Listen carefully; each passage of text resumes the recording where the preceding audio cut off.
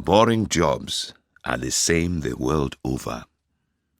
Doing exactly the same thing day after day after day can destroy you. The man who tells this story works as a bus conductor on a route between towns in Malawi. He has been doing this job for 9 years, but it feels like 100 years.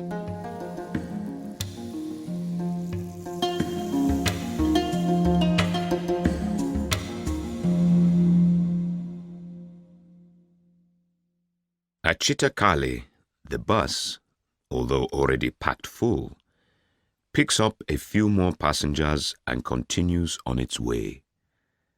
The road is wet, and the March rain beats gently but endlessly upon the roof of the bus. Outside, the yellow maize stands in the fields, unmoving, drunk with too much rain. The rainy season, dark, long and heavy, is coming to an end, and soon people will be coming to cut the maize. But neither the muddy road nor the maize in the field can show me anything new or interesting. For 9 years, I have been a bus conductor, and I cannot begin to count how many times during those 9 years I have been on this road. Whether it is the rainy season as now, or a dry September afternoon, or a cold June morning, it is all the same to me.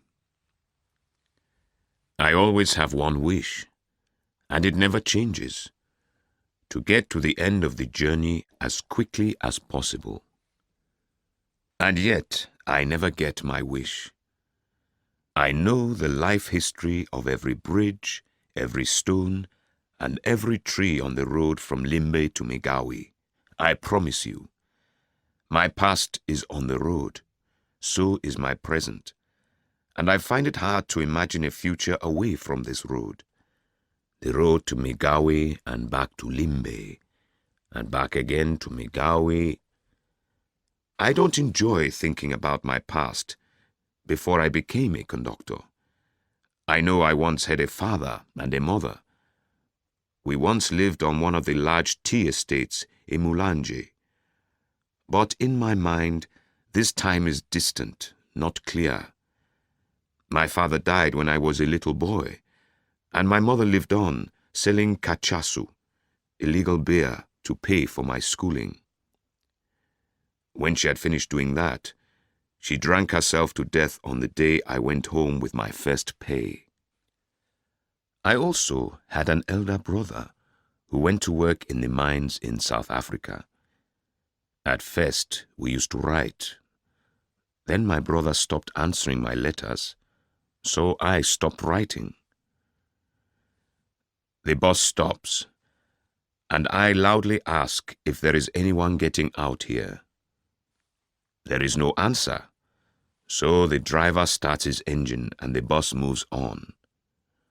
But a moment later, someone rings the bell and again the bus stops.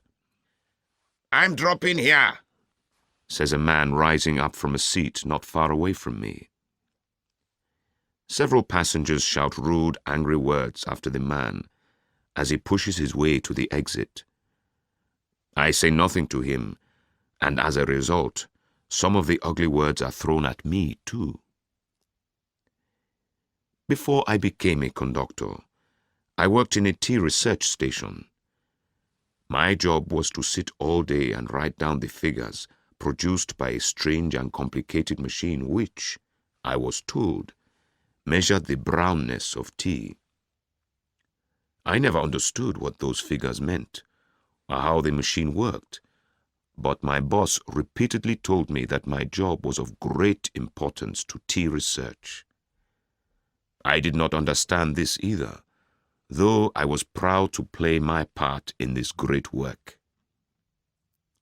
However, I quickly grew tired of sitting in the same place and writing down the same figures day after day, and I left the job after only a year.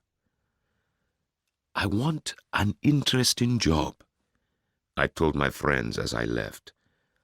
I'm going to be a conductor. There is variety there. Different people, different places every day. The bell once again rings, and the bus stops for some passengers to get off. "I have a bicycle on the roof," says one man. "And I have a bag of maize," says another. I'm sure I know the reason why I'm growing so thin.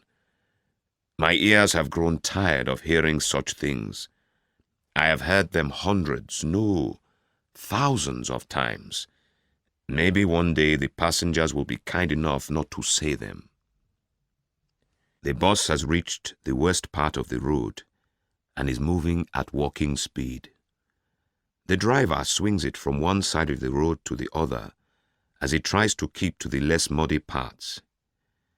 Many a time the wheels go deep into the mud, and all the passengers have to help in pushing the bus out. "I wonder what time we'll get to Migowi," I say aloud without meaning to. The driver, hearing me, looks at his watch, ashamed. "By 5 o'clock we should be there," he says.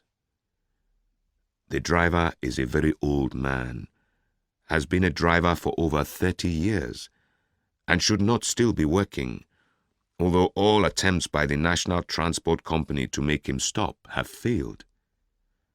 No one understands why this strange old man, who is said to be very rich, prefers to go on working. I suspect he will die as soon as he is taken off the road. Behind the wheel, he looks full of life, but his eyes show the shadow of death. It is only the road that keeps him alive. The bus slides in the mud on a steep hill and nearly turns over. Streams of water run down the side of the road. "Everyone come out and push!" It seems to me that the road changes everybody. No one is free of it. Not just the driver, but all the passengers I have ever met. I feel sorry for them, but the thought worries me. I became a conductor in order to escape from a boring job and a cold, impersonal machine that measured the brownness of tea. But after 9 years, I do not find much variety in the brownness of men. Indeed, it seems to me that these are the same passengers that I left Limbe with on that rainy morning 9 years ago. That rude, talkative man has been on the same back seat for 9 years and is still telling the story of his business success. So too, that other man near the window, who smokes all the time, but won't let the windows be opened. That crying child never seems to grow up. And there is that fat woman who cleverly pushes off everyone, attempting to sit next to her. Yes, these are the same passengers, and it is the same road, the same journey without end. "Everyone come out and push!" The rain continues to fall, and the driver keeps swinging the bus from one side of the road to another to avoid the mud. The bus complains continuously under the heavy load of passengers, which never seems to get less. People get on and get off, but the bus is always crowded. At Kambenje, the bus stops to pick up a few passengers, wet with rain. Among them is a man wearing an old yellow raincoat. I look at him carefully as he gets on. Yes, indeed. My father. My father had just that hardened look on his face, that bent back from years of picking tea. and for the first time in these 9 years, I see before me a clear picture of my father, my mother, my brother, our little house on the estate, the fruit trees in front of the house, the red roof of the factory in the distance, and the black smoke coming out of it. Everything to the last detail. I hear the singing of the workers as they pick tea leaves in the fields, in their rough yellow raincoats, with baskets on their backs. I feel now, as I felt then, respect for these workers who, with their songs, make hard work and hard lives seem so pleasant. A feeling of joy suddenly fills me. I move over to where the man is standing and touch his shoulder.